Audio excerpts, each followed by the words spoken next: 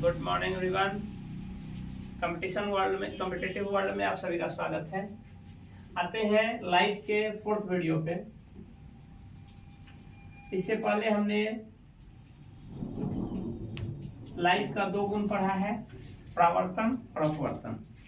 आज हम अपवर्तन पर पुनः लौटते हुए अपवर्तन का कुछ उसका एग्जाम्पल देखते हैं।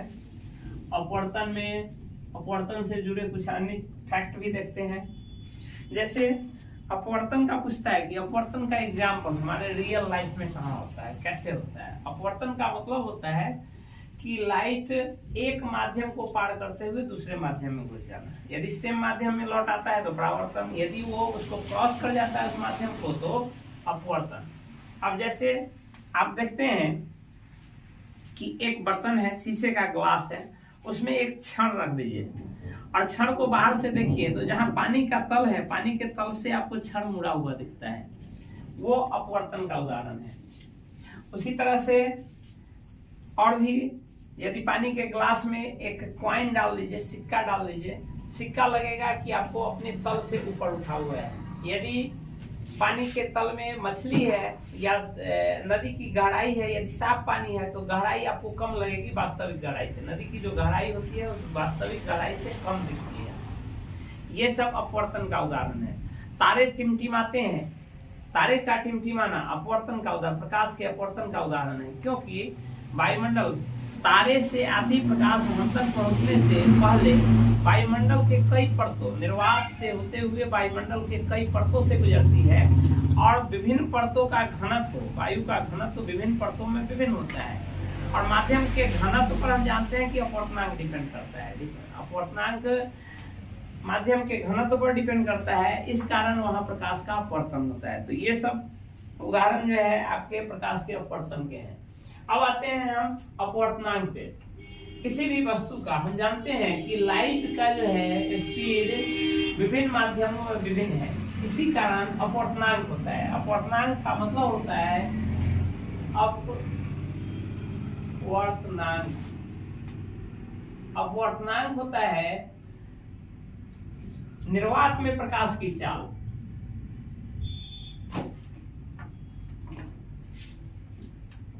बटे किसी माध्यम में, जो दिया हुआ माध्यम है, किसी माध्यम का वो अपवर्तनांक पूछेगा। माध्यम का अपवर्तनांक इज इक्वल टू निर्वात में प्रकाश की चाल और बटे उस माध्यम में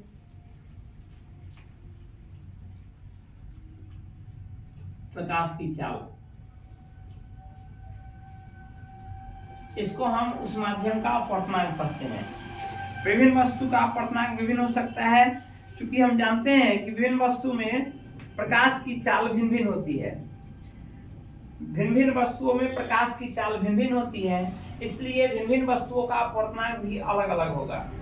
जैसे आपका पानी का अपवर्तनांक 1.33 होता है। पानी का अपवर्तनांक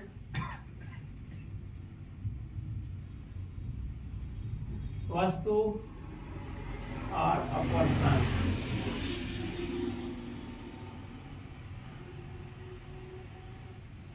पानी हो गया, पानी का अपवर्तनांक 1.33 होता है।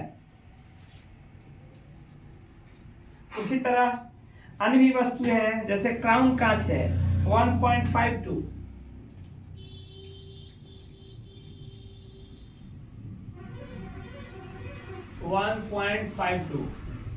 उसी तरह से हीरा का जनरली पूछता है, हीरा का पूछता है 2.42।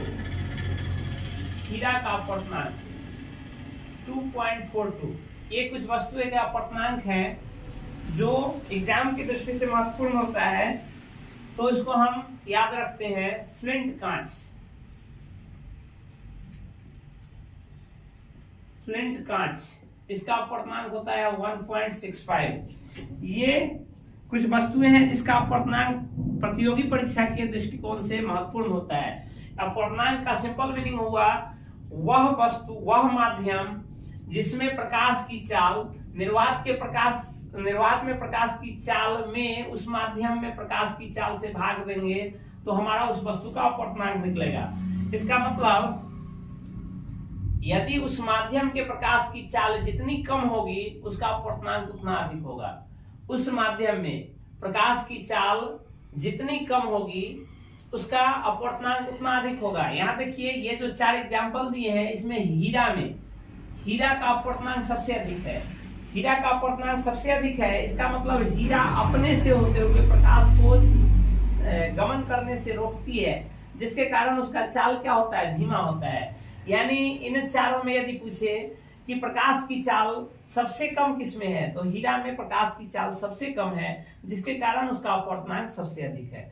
जिसका अपवर्तनांक जितना अधिक होगा उस माध्यम में प्रकाश की चाल उतनी ही कम होगी। ये पूछता भी है, प्रतियोगी परीक्षा में ये पूछा भी जाता है कि किसी वस्तु का अपवर्तनांक अधिक होना क्या दर्शाता है, तो यह दर्शाता है कि उस माध्यम में प्रकाश की चाल कम है। जिसका अपवर्तनांक कम होगा इसका मतलब है उसमें प्रकाश की चाल अधिक है। अपवर्तनांक के बाद हम आते हैं क्रांतिक कोण पे।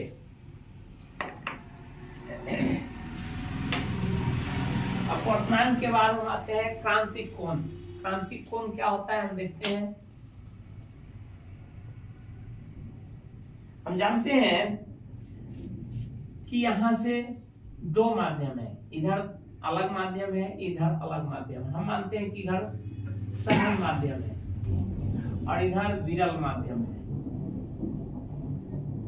प्रकाश की चाल सिंपल, सबसे पहले यहां से माध्यम अलग हो रहा है तो माध्यम के अलग होने वाले सतह पे 90 डिग्री एंगल बनाते हुए कोई रेखा खींचते हैं, वो अभिलंब होता है। यह अभिलंब होता है।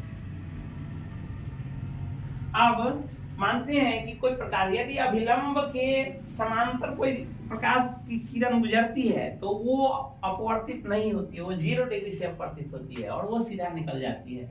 लेकिन अभिलंब से यदि एंगल बनाते हुए कोई प्रकाश की किरण गुजरती है तो वह अपने वास्तविक पथ से मुड़ जाती है। ये मानते हैं प्रकाश की किरण है जो यहाँ पे इस माध्यम से, यहाँ से 2 माध्यम है, इधर सघन माध्यम है, इधर विरल माध्यम है। सघन माध्यम से विरल माध्यम में प्रवेश कर रही है। जब सघन माध्यम से विरल माध्यम में प्रवेश करेगी तो हम जानते हैं एक तो यहाँ 2 चीज, ये तो ऐसे सीधे निकल जानी चाहिए थी, लेकिन हम जानते हैं कि अपवर्तन के कारण वो अपने रास्ते से डेविएट होती है, मुड़ जाती है। तो हम देख रहे हैं कि सघन माध्यम से विरल माध्यम में प्रवेश कर रही है तो वह विरल माध्यम में अपने अभिलंब से दूर मुड़ जाएगी। ये मानते हैं कि ये ऐसे निकलती है। यह कोण अभिलंब और आपतन किरण के साथ बने कोण को आपतन कोण कहते हैं। आपतित किरण और अभिलंब, ये अभिलंब है, उधर अभिलंब है, इधर भी अभिलंब है। अभिलंब और आपतित किरण